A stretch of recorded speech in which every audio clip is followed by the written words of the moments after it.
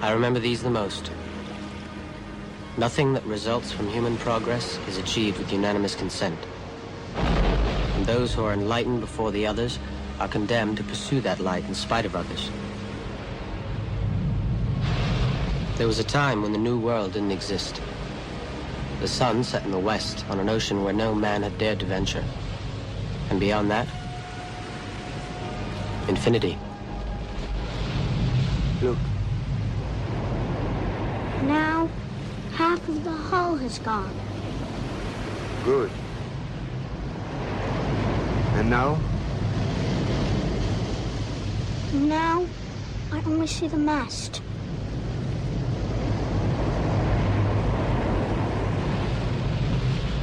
Close your eyes and don't cheat. I'm watching. Huh? Open them when I tell you. Once I asked my father where he wanted to go. And he replied, I want to travel all over the seas. I want to get behind the weather. Now. It's gone. What did I tell you?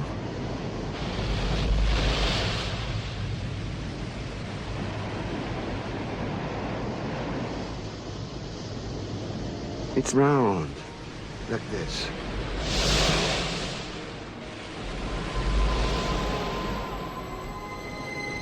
Round. Whip through this quickly because I've talked about this in my books at great length, and I've talked about this at Under London Talks. But I say the moon is a construct or a part construct. This is a book called Who Built the Moon by Christopher Knight and Alan Butler. It's absolutely brilliant in the way that it puts the case for the moon not being real in terms of a natural body. But interestingly, what they find in that book is the mathematics and geometry between the sun, the moon, and the earth are fantastic in terms of their synchronicity, and it does not apply in any way to the rest of the solar system. And the Gnostic writings found in Nag Hammadi in 1945, 1,600 years old or more, say that this is a separate system operating within the Archon system of the inorganic universe. They say in the book, the authors, the maths involved in the Earth, Moon, Sun system is nothing less than staggering, and that the moon has been put there with the accuracy of the proverbial Swiss watchmaker. So when viewed from the Earth, it's the size of the sun at an eclipse. The BBC did a program, Do We Really Need the Moon? And it said the moon is now in a perfect position to sustain life on Earth and its effect on the Earth, but it's just a coincidence. I think not. We only see the near side of the moon. We don't see the far side of the moon. And the authors say in that book, the moon is bigger than it should be, apparently older than it should be, much lighter in mass than it should be. It occupies an unlikely orbit and is so extraordinary that all existing explanations for its presence are fraught with difficulties, and none of them could be considered remotely watertight. The mainstream theory is that the Earth was hit by a Mars-type planet when it was forming, and a chunk came off and became the moon, called the whack theory.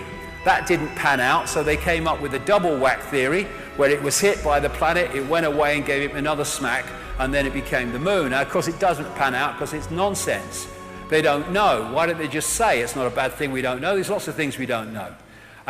The best explanation for the moon is observational error. The moon doesn't exist, said this scientist at the Smithsonian Center for Astrophysics. It's easier to explain the non-existence of the moon than its existence, blah, blah, blah. It goes on and on. And you know, I'll go through this because I don't want to run over too much time. I'll just mention a few things about the moon. These two scientists from the Soviet Academy of Sciences wrote a detailed article in 1970 headed, "Is the Moon the Creation of an Alien Intelligence?" And they explained in scientific terms why the moon cannot be a natural body, and in doing so explained all the anomalies that, if it is a natural body, cannot be explained. This guy, Sergeant Wolf, talked at the National Press Club a few years ago and told of his experiences on the inside at NASA, where he saw things like alien bases on the moon and stuff like that. And there's all these towers and strange phenomenon, like this blue light called blue gem or blue dome that they can't explain on the moon. And there's artifacts on the moon that clearly are not natural. Look at that one. What the bloody hell is that? They can't explain them, they don't talk about them. These are pictures of what are claimed to be statues on the moon. There's so much we don't know. In symbolic terms, maybe in a bit more than that, the moon is a bit like the Death Star of this big-time insider George Lucas, in the sense that it's actually some kind of technological construct. And it's my view, as I've said before in previous books, that what the moon is doing, in its present use anyway, is taking this Saturn broadcast and acting as an amplifier to fire it at the Earth, so we get it in massively increased power and therefore effect. It's acting a bit like a dish transmitting information which we're picking up and decoding into a fake reality. Now, 9 months after I'd written that in a book called The Human Race Get Off Your Knees, someone sent me an email from Brazil, I think it was, a lady, and said, have you read this book, Earth, by Barbara Marciniak? Because I've just read your book and I think you'd find it interesting. And she sent me some page numbers. Barbara Marciniak is what they call a channel. And lots of channels are not channels. They just think they are. But, you know, if you get a genuine one, then you can get out there and bring information out from other dimensions into this one. You can get some profound information that way. And she's done a lot of great stuff, Barbara Marciniak. I've met her a few times. Anyway, I hadn't read Earth. I'd read the first book that she wrote, but not Earth. Anyway, I sent for it. I went through the page numbers, and I'm like, whoa, this is 9 months after I've said this stuff in Human Race Get Off Your Knees. And this was a channeled book, and this is what was in the book. 1996, I think this came out. The moon is a very powerful electromagnetic computer. The energy from the moon has been beaming electromagnetic frequencies onto the Earth for eons now to maintain the two-stranded DNA. The moon is a satellite that was constructed. It was anchored outside Earth's atmosphere as a mediating and monitoring device, a supercomputer or eye in the sky. Earth must be owned by those who dwell there. However, it is not. You have outside gods, creator energies, who prevent you as a species from having free reign with your kundalini. That's the energy of awakening, in effect.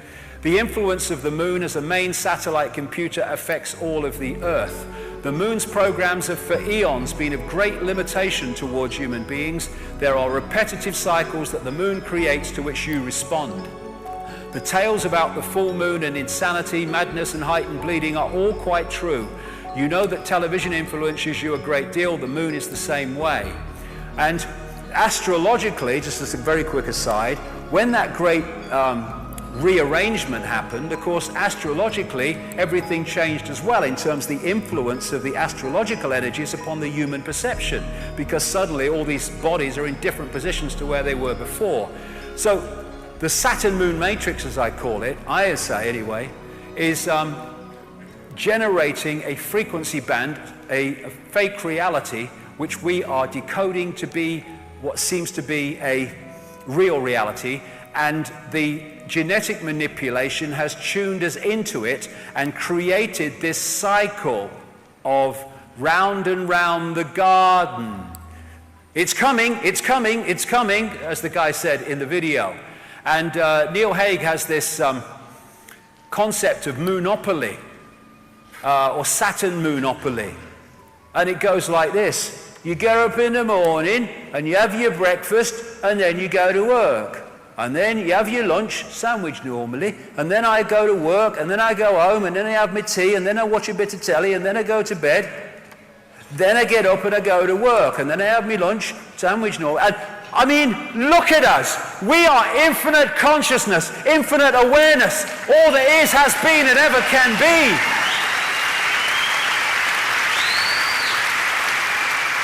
Is that all we are capable of? No, but we are locked into these cycles to which we respond. No response.